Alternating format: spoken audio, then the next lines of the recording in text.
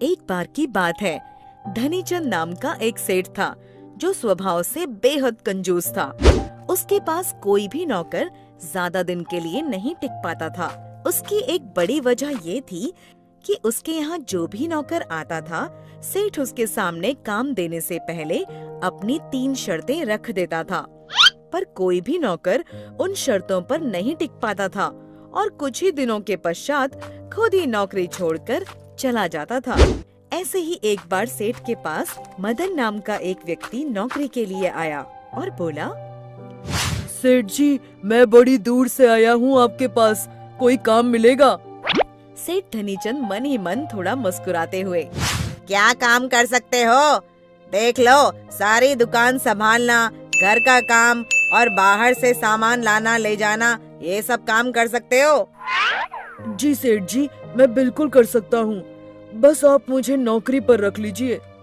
नौकरी पर तो मैं तुम्हें रख लूँगा, पर इससे पहले तुम्हें मेरी 3 शर्तें माननी पड़ेंगी। कौन सी 3 शर्तें सेठ जी? देखो, मेरी पहली शर्त यह है कि मैं तुमसे किसी भी वक्त कोई भी काम कह सकता हूँ, चाहे दिन हो या रात का वक्त।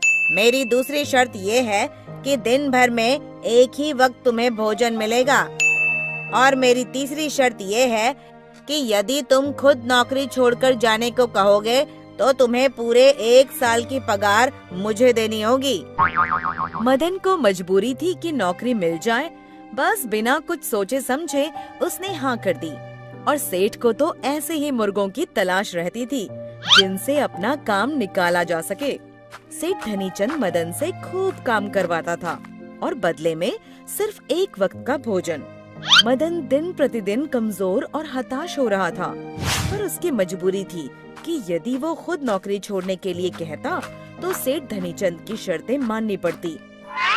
ये ले मदन, अपना भोजन। मदन थोड़ा दुखी होते हुए, मालकिन, इतना काम करवाने के बाद भी ये सूखी भूसी एक रोटी से पेट नहीं भरता मालकिन। तभी सेठ धनीचंद बोला, क्यों रे मदन, इतना कौन सा काम तूने कर दिया जो फालतू की रोटियां तोड़नी है? सेठ मदन को धक्का देते हुए, यहाँ काम करना है तो ऐसे ही भोजन मिलेगा तुझे। कुछ दिनों तक मदन बिना कुछ बोले सेठ धनीचंद के लिए काम करता रहा, पर अब वो हार चुका था। आखिर एक दिन वो बोला, सेठ जी, मैं यहाँ अब काम नहीं कर सकता।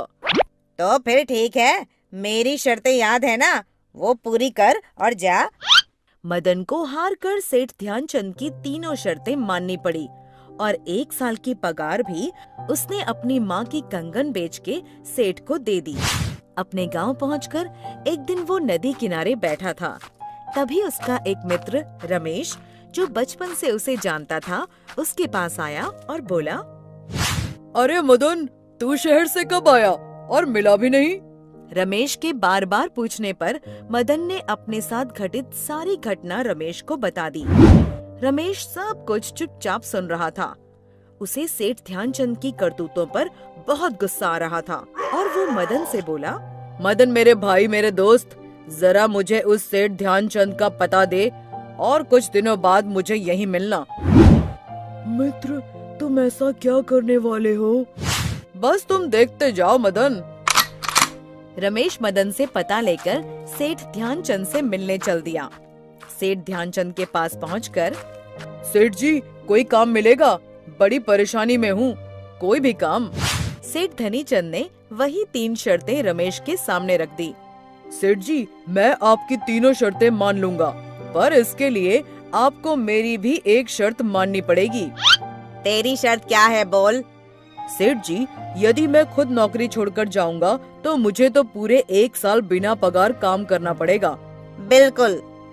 ठीक है, ये हुई आपकी शर्त, और मेरी शर्त है कि अगर आप खुद मुझे नौकरी से निकालते हो तो पूरे 1 साल आपको मुझे बिना काम किए पगार देनी होगी।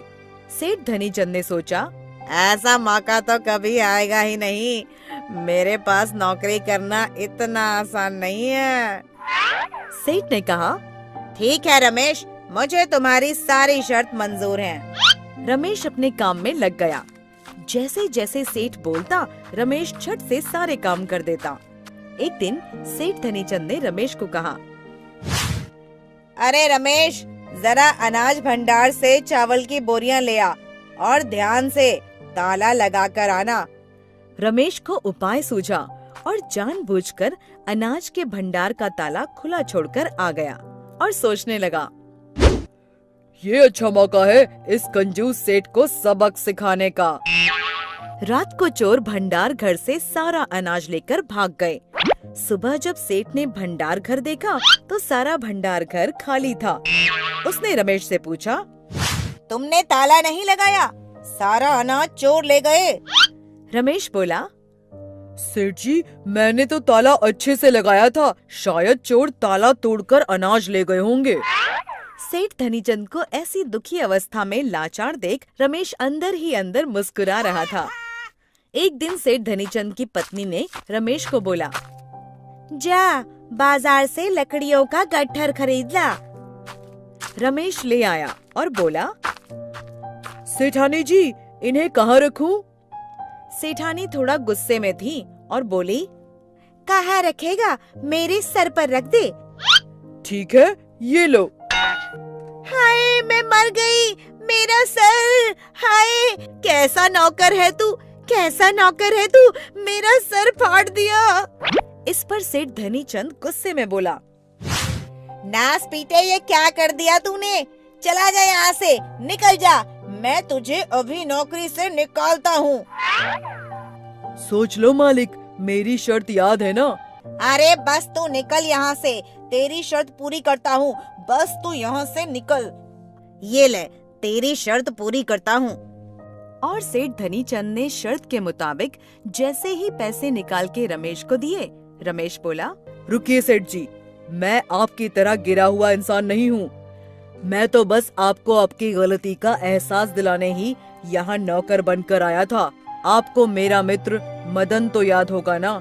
बस उसके साथ हुए अत्याचार का बदला लेना था, सो आपसे ले लिया। बस आप मेरे मित्र की पगार दे दीजिए, जिस पर उसका हक था। मैं यहाँ से चला जाऊंगा। सेठ धनीचंद मुंह लटकाते हुए बोला, ये लो रमेश, तुम्हारे मित्र की पगार।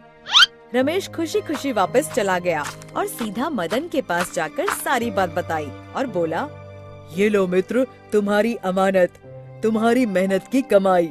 मदन ने रमेश को गले से लगा लिया और बोला, मित्र, आज तुमने दोस्ती का हक अदा कर दिया। जैसे को तैसा मिल चुका था। सीख। दोस्तों, इस कहानी से हमें यही सीख मिलती है कि सच्चे दोस्त की पहचान मुसीबत के वक्त ही होती है। दोस्तों, हमें उम्मीद है कि आपको हमारी ये कहानी पसंद आई होगी। कृपया हमारे चैनल को सब्सक्राइब करें और सभी अपडेट्स के लिए बेल आइकन जरूर दबाएं। और हाँ, वीडियो लाइक और शेयर करना मत भूलिएगा।